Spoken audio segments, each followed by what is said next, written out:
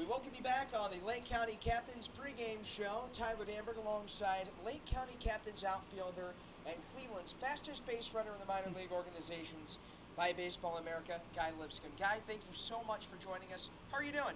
I'm good, man. Thanks for having me. How were the off days the last couple of days? They were good.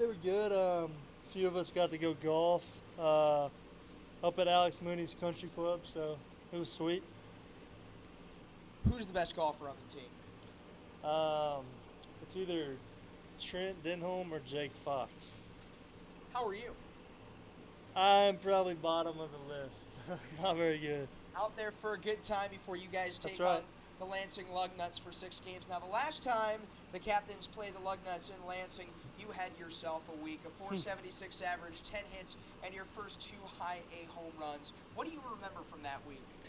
That's right. Yeah, everything was just kind of going my way. I don't know what it was. The swing felt good. I've had my eye on this week for a while because it is, Lansing. So hopefully I can repeat that in some way. But yeah, I'm excited. What do you look to try and attack on going into a series, Guy? I think just staying within myself. Our hitting coach, Valdi, he does a really good job of getting us prepared with the pitcher we're supposed to face, letting us know his arsenal and how he thinks they might attack us. So just trusting it, not putting too much pressure on myself. How would you describe yourself as a hitter? It's tough because I've changed over time. In college, I think I was more just contact, like a lot of Guardian draft players. But I think I'm developing power, and it's in there. Just got to figure it out and continue to learn how to use it. How important is BP for tapping into your power? Yeah, BP, it can kind of be a double-edged sword because you swing for the homers, but it can also might mess up your swing. So I try not to chase it too much, but yeah, it can be helpful to see what you have in the tank, and but yeah. Let's go back to Belmont for a second. What do you remember from your time there as a Bruin? Yeah, I loved it. I only got to spend 2 years there, but we won OVC championship. Had a really good group of guys. Kind of reminds me of this team. But yeah, I loved every second there. For those that have never been on campus there at Belmont, how would you describe the environment? It's nice. It's right outside of like Broadway, but it's pretty open. Good buildings. Good people. It's a good time. No doubt about it. Now, when did you know, Guy, that you had above average speed? Funny enough, I think it correlated more to football. In high school, I was a big football guy, so I think that's when I realized I can run pretty well. You were an all-state football player. That's right. How does football help your speed now at the baseball side? I think just instinct and just like quick on your feet. For example, I played running back, and just to hit the holes you have to hit. It's kind of similar on the base pass. So. Now, one of your best games was against your arch rivals in high school. I believe that was Centennial High School. That's right. What was that like, getting to perform at such a high level, and what confidence do those big moments give you now that you're at a high level of a sport? Yeah, that was the peak of my high school career right there. But yeah, I think it just kind of just reassures that I'm supposed to be here, and not to get down on myself if I have a bad baseball game, and just continue to trust in the Lord. But yeah, it's been fun. Where were you when you got the call that you had been drafted by the Cleveland Guardians? So we didn't know if it was going to be day 2 or day 3, but my agent said, he's got a good feeling about day 2, so we held a little draft party in like my neighborhood clubhouse. So I was there right outside. What were the emotions like?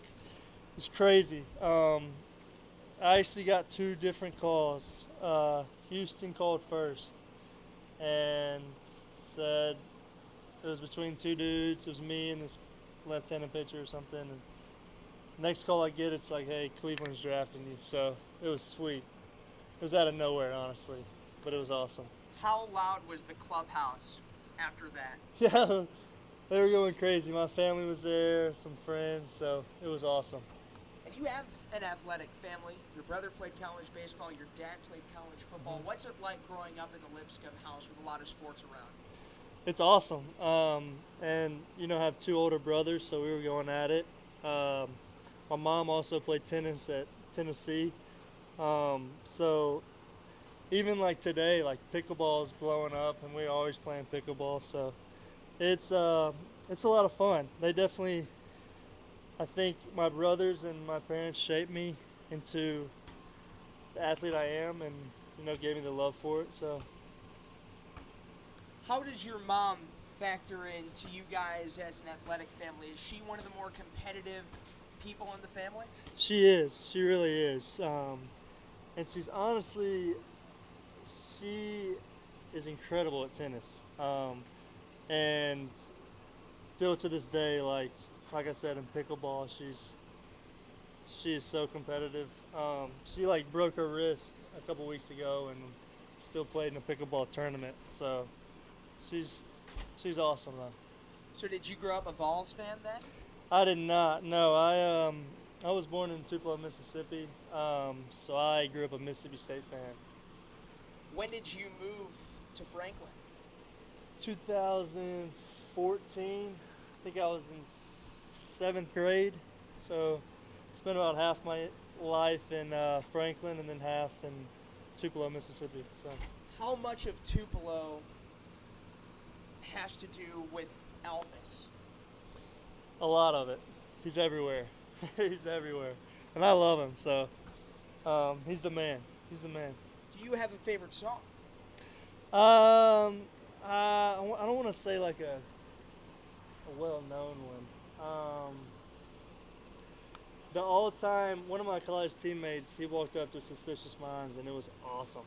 So just kind of always loved that song. No doubt about it.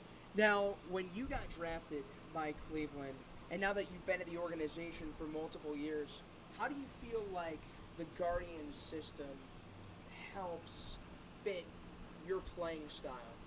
Yeah, as you can tell, they draft guys that are a lot similar to me, like Cooper Ingle, just kind of contact, and a lot of the outfielders are similar. But it helps just because we all kind of are working on some of the same stuff. So the off-season camps or like in season, we're all working towards some of the same stuff. I know for a lot of us, it's trying to unlock that power. But yeah, it helps. It helps. I think we're, like I said, all kind of on the same path, focusing on the same thing. So it's been awesome. And a lot of you guys from that 2022 draft class, the 2023 draft class, have made a lot of contributions for this Lake County team. Last one for you, Guy. When your foot touched first against Fort Wayne for that walk-off winner, which ultimately would help your team win the Midwest League East First Half Division Championship for the first time since 2010, until the moment you got out to center field, what was that moment like, the celebration with your teammates? That was insane. First off, I've never seen a walk-off fielder's choice, so that was like, I was just like, what just happened? But just like looking at my teammates running at me like this, it was just a really cool feeling. That was probably the highlight of the first half for me.